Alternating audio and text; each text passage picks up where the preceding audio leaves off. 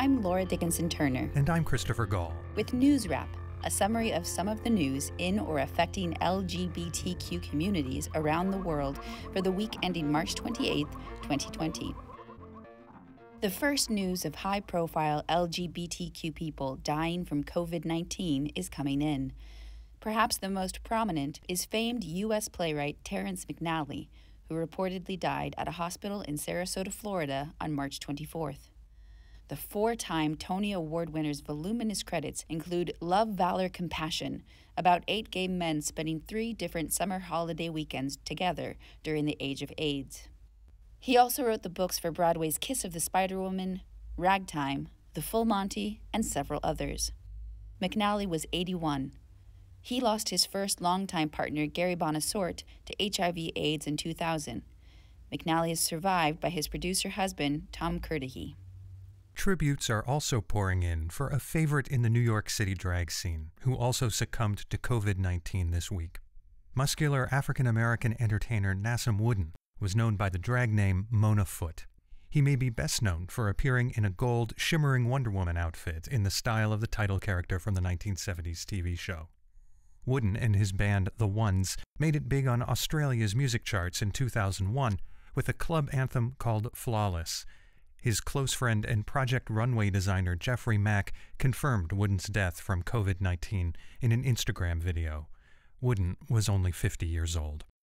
And the first New York City nurse to die from COVID-19 was a gay man, Kies Kelly. According to the New York Times, Kelly worked as an assistant nurse manager at Manhattan's Mount Sinai West. He died at the age of 48 on March 24th.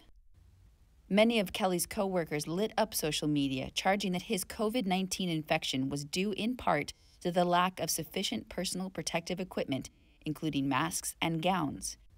He had asthma, but was otherwise in good health. Kelly's sister, Mariah Patrice Sharon, wrote on Facebook that his death could have been prevented. Please help get our healthcare workers the protection they need. The 2020 International Conference on AIDS will be a virtual meeting instead of a gathering in the San Francisco, Oakland, California area in early July. Organizers say in a statement on their website that meeting online will enable delegates to access and engage with the latest HIV science, advocacy, and knowledge traditionally presented at the conference. Meanwhile, 17 U.S. senators and the queer media watchdog group GLAAD are calling on the Food and Drug Administration to reconsider its blood donation restrictions. FDA regulations include a blanket ban on donations from men who've had sex with men in the previous 12 months. U.S. Surgeon General Jerome Adams and others have been pleading for blood donations to shore up waning supplies during the COVID-19 pandemic. The senator's March 26th letter leans on that point.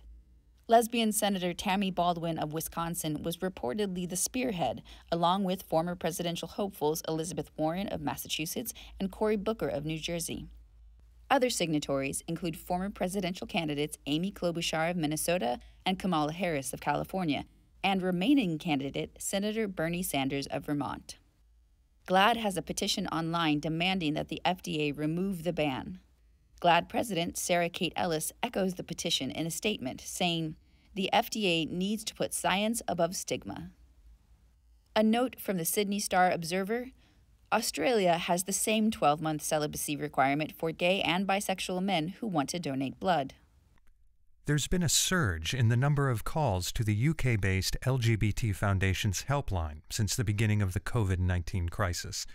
Pink News reports that calls have more than doubled from this time last year. In addition to dealing with severe anxiety and concern over the pandemic itself, several calls came from LGBTQ young people stuck in self-isolation with abusive family members.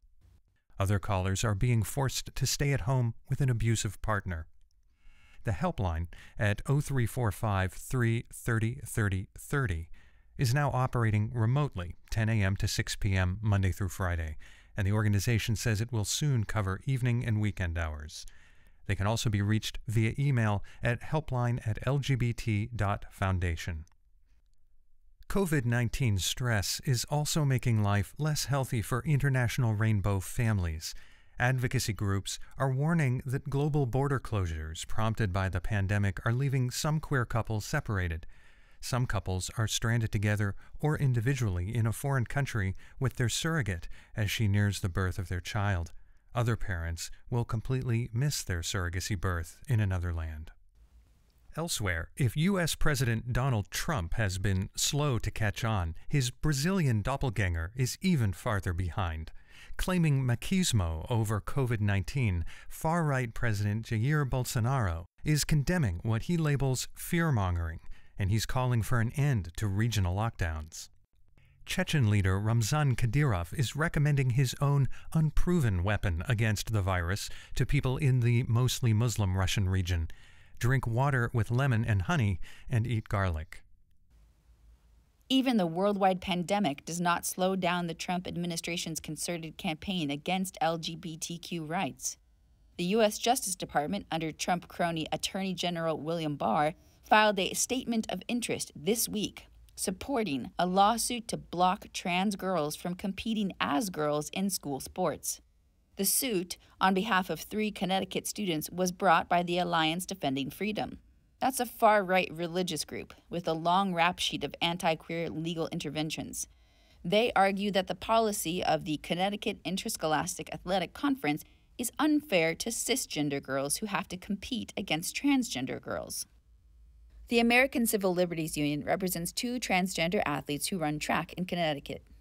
Attorney Chase Strangio lamented that rather than enjoying the last track season of their senior year, the girls now have to contend with the federal government arguing against their right to equal educational opportunities. COVID-19 is currently keeping anyone from competing. State school athletic officials have yet to decide whether the spring track season will just be postponed or canceled altogether. In more liberating news, Argentina has its first transgender news anchor. 40-year-old reporter Diana Zurko made history with her debut as co-anchor of the nation's public television evening news program on March 23rd. Zurko told the Associated Press, "Behind me there are more people like me who want to express themselves. We are capable, we can study, we can train ourselves, we can communicate to you what is happening in our country." Rosario Lufrano of Radio and Television Argentina said that Zurko was not chosen because she was trans, but because she was a very good professional. Another Argentinian was among at least 3 notable people who fled the closet this month. 31-year-old Sebastián Vega plays for his hometown Gimnasia de Comodoro in one of the country's top leagues. He came out in a lengthy social media post this week. The reaction from teammates and most others has been positive. Vega told Reuters, "I was really scared, but the fear didn't paralyze me. I felt truly free. It had been a long time since I'd walked without such a heavy weight on my shoulders." One of track and field's most accomplished competitors hop-skip jumped out this week. Ireland's triple jump specialist Dennis Finnegan is the winner of 10 national titles. The 33-year-old Finnegan is currently based in Melbourne, Australia. He explains in a new Outsports podcast that being gay is just a small part of who he is as a person, and an even smaller part as an athlete. Finnegan says being out to his family and close friends, but publicly closeted, created a kind of schizophrenic tension. He hopes his coming out will help young queer athletes and give them more confidence in what they're doing. Finally, are you ever too old to come out? Not according to one acclaimed Polish actor. Witold Sadowy concluded an interview on his life and career saying that without regret he is proud of being an honest man and that he did not marry because "I was born different. I'm gay. Now I have said everything, as in confession." Sadowy first appeared on the stages of Warsaw's largest theaters in 1945 and retired in 1989. He's also been in several films, written books on theater, and was a theater columnist. He survived being gay through 2 world wars, through Poland as a Soviet satellite, and after its independence. Sadowy holds government medals for his outstanding service to Polish culture and is a distinguished member of the Association of Polish Stage Artists. Despite increasingly ugly homophobia in Poland, Sadowy's coming out was greeted by generally supportive social media responses. He did it on his birthday to celebrate becoming the country's oldest living actor, at the tender age of 100.